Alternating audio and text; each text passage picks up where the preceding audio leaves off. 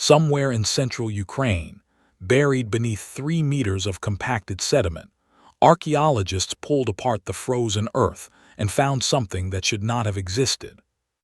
Not by the logic of the story we had been told about our ancestors. Not by the framework that placed early humans somewhere between instinct and accident, groping through darkness with crude tools and cruder minds.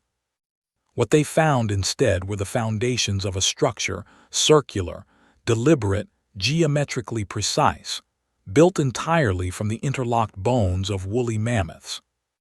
Over 300 individual bones, arranged in a load-bearing configuration that demonstrated an intuitive mastery of compressive force, weight distribution, and thermal insulation.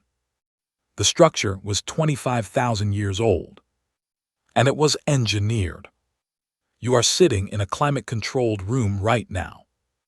The temperature around you has been chemically and mechanically regulated to within a few degrees of biological comfort.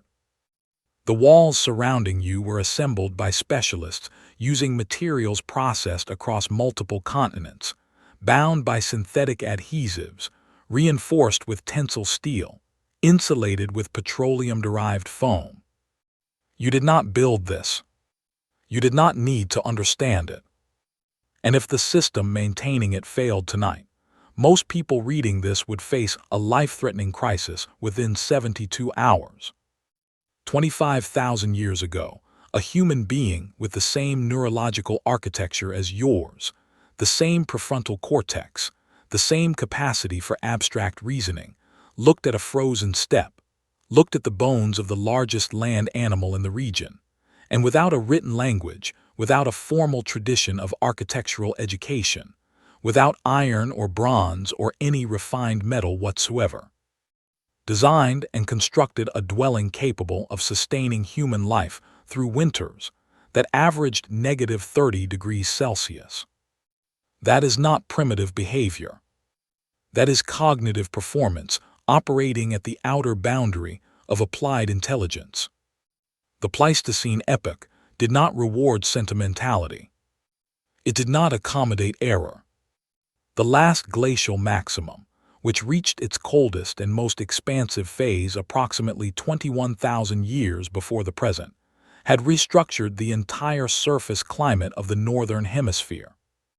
Ice sheets 2 kilometers thick pressed down over what is now Scandinavia, Canada, and northern Britain. Sea levels were more than 100 meters lower than they are today, exposing vast continental shelves that became migration corridors and hunting grounds. The jet stream had shifted. Precipitation patterns had reorganized.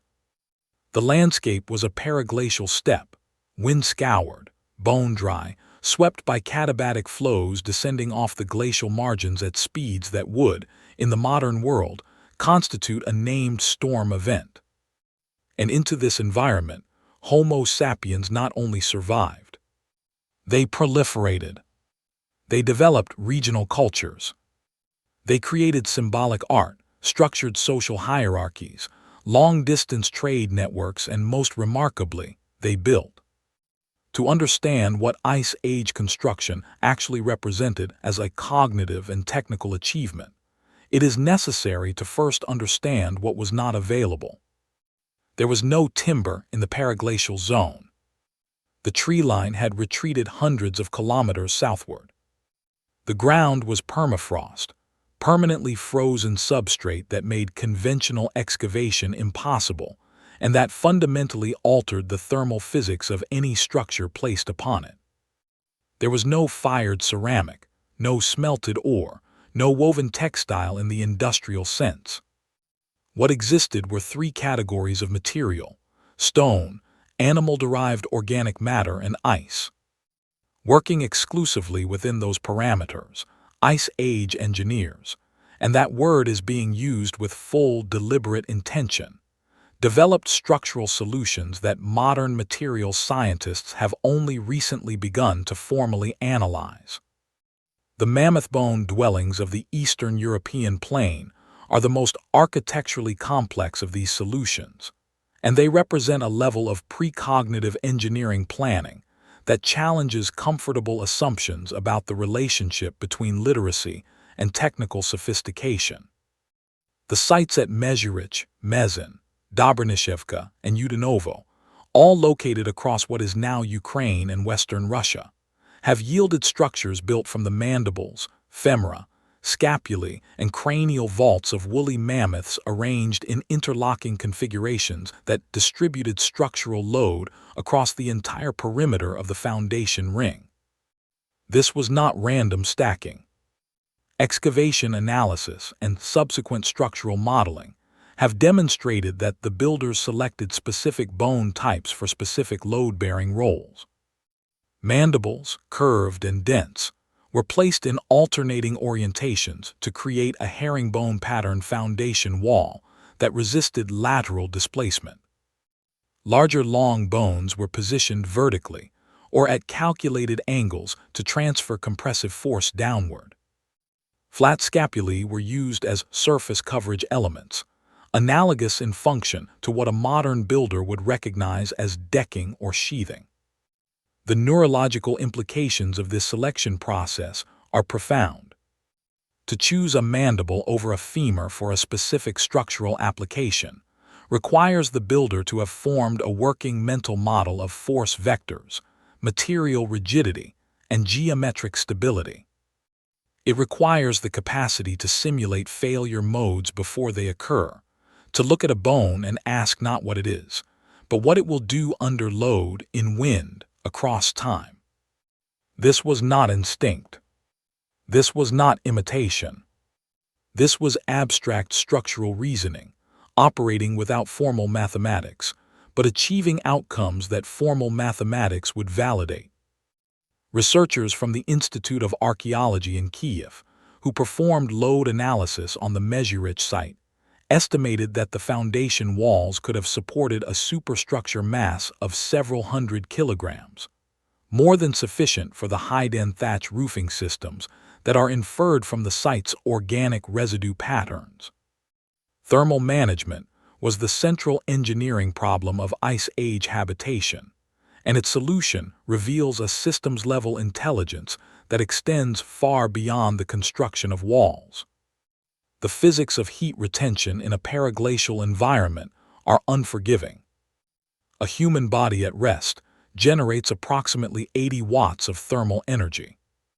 A sleeping group of 10 individuals generates 800 watts, roughly equivalent to several household space heaters operating simultaneously.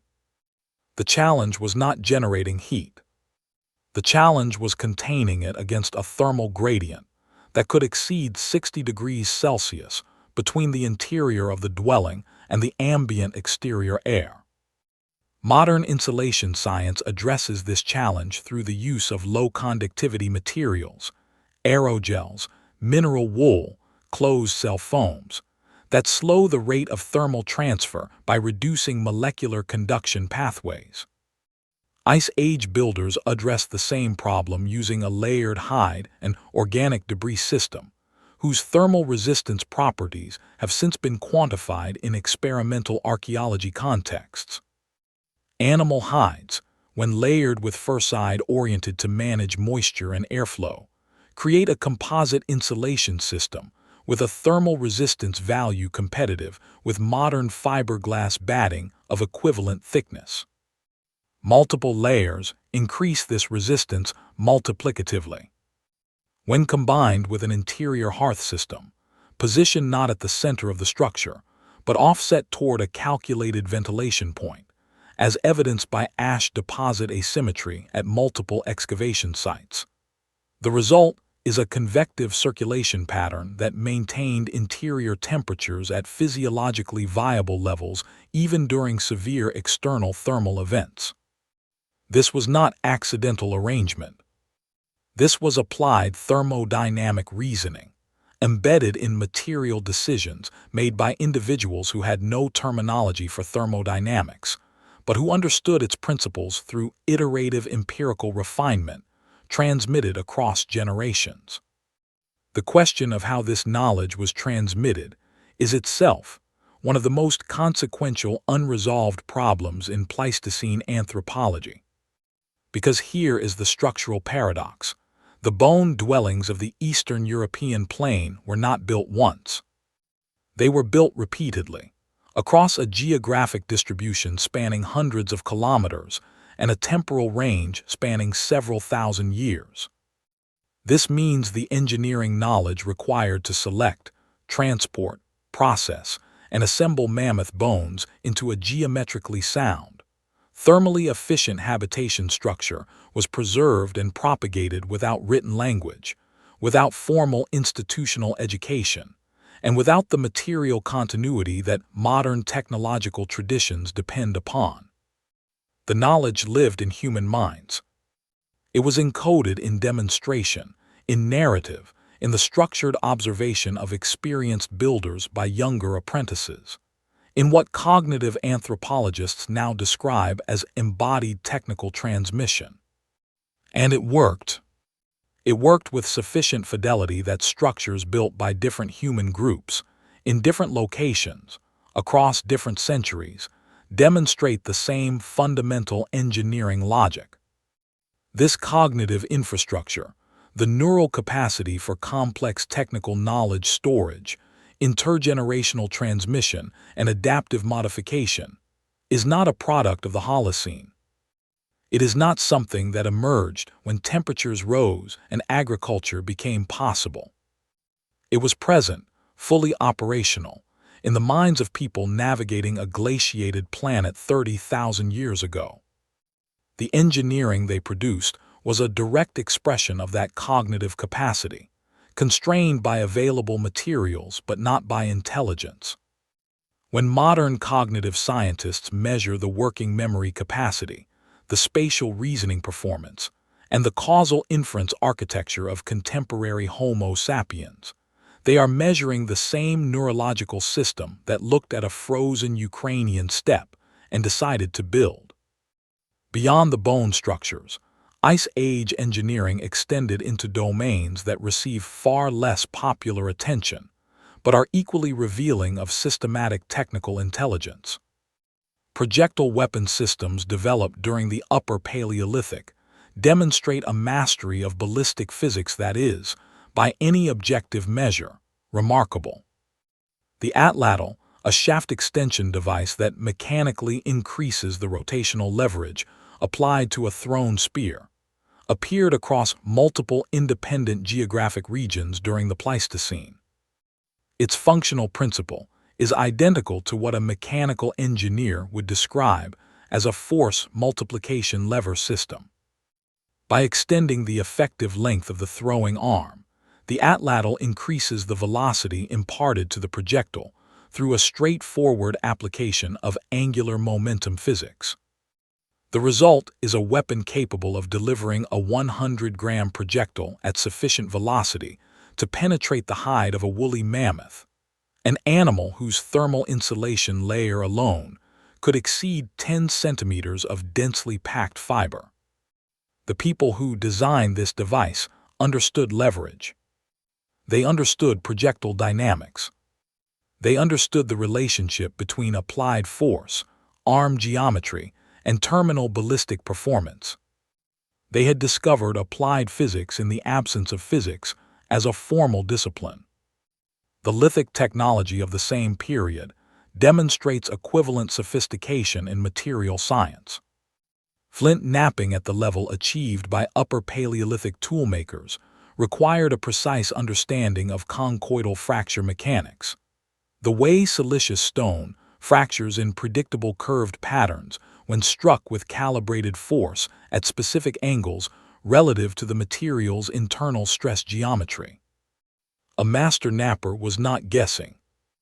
They were applying a mental model of subsurface stone structure to predict and control fracture propagation through three-dimensional space. Modern engineers performing precision machining on brittle materials use computational finite element analysis to solve the same class of problem. Paleolithic toolmakers solved it through a combination of tactile sensory data, spatial visualization, and accumulated procedural knowledge of extraordinary granularity. The blades they produced, some less than 3 millimeters thick, with cutting edges that comparative studies have found superior to early metal alternatives, were the output of a manufacturing process of genuine technical refinement.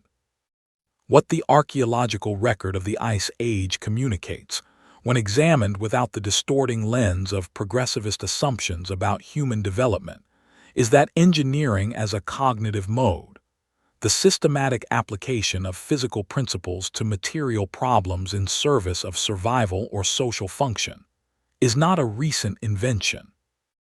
It did not begin with Mesopotamia. It did not begin with Egypt. It did not begin with the wheel or the fired brick or the written numeral. It began wherever human minds confronted physical problems and brought to bear the full architecture of symbolic reasoning, causal modeling, and iterative refinement that the species had been developing for hundreds of thousands of years before the first city was ever dreamed of. The bone structures of Megaliths will not appear in most engineering history textbooks. The atlatl will not be discussed in the same academic breath as the cantilever or the flying buttress. But the cognitive operations that produce those technologies, the spatial modeling, the material selection logic, the thermal systems thinking, the ballistic optimization, are not categorically different from the operations that produce the Pantheon, the Brooklyn Bridge, or the composite fuselage of a modern commercial aircraft. They are the same mind, working with different inputs, under different constraints, toward the same fundamental goal, the transformation of a hostile physical environment into a survivable one.